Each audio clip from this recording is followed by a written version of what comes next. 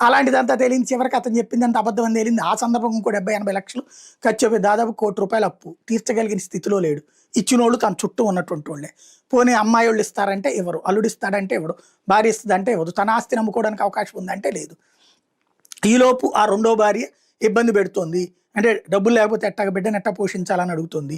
ఆ సందర్భంగా ఇక నేనేం చేయలేకపోతున్నాను, రాసిస్తానన్నాడు అన్నటువంటి సుధా సింగ్ విచారణలో ఇచ్చినటువంటి నివేదిక అది క్లియర్‌గా. ఇంకా దాంట్లో సిబిఐ దర్యాప్తు అంతకు మించి ఏం చేయాలి? తర్వాత రామ్ సింగ్‌ని తీసుకొచ్చిన తర్వాత రామ్ సింగ్ ఏం చేశాడు? ఈ కోణంలో నుంచి విచారణ ఏది జగన్ ఇరికిచ్చాలా? లేకపోతే అవినాష్ రెడ్డిని ఇరికిచ్చాలా? ఇదంతా. సుప్రీంకోర్టే దాన్ని గమనించింది. గమనించి ఏం చెప్పింది? నువ్వు అవినాష్ రెడ్డిని అరెస్ట్ చేయొద్దు. ప్రాథమిక ఆధారాలు లేవు అతని దగ్గర నువ్వు చూపెట్టడానికి. కాబట్టి అతన్ని ఒకవేళ అరెస్ట్ చేయాలనుకుంటే ఇమ్మీడియట్ బెయిల్ ఇచ్చేయమని. అంటే అరెస్ట్ చూపించి బెయిల్ ఇచ్చేయమని. ఎందుకని అవినాష్ రెడ్డి జైలుకు పోలా? అదే కదా కారణం. అక్కడేంటి వీళ్ళు అవినాష్ రెడ్డి మీద వాళ్ళు ఉన్న కేసు అవినాష్ రెడ్డి భాస్కర్ రెడ్డి మీద సాక్ష్యాల తారుమారు.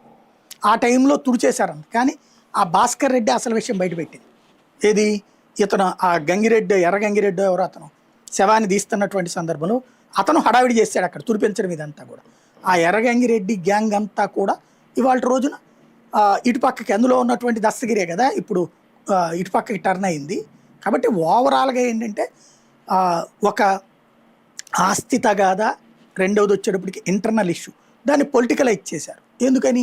ఇప్పుడు దాంట్లో వివేకానంద రెడ్డి అనేటటువంటి వ్యక్తి వలన జగన్మోహన్ రెడ్డికి నష్టం అనేటటువంటిది ఒక భ్రమ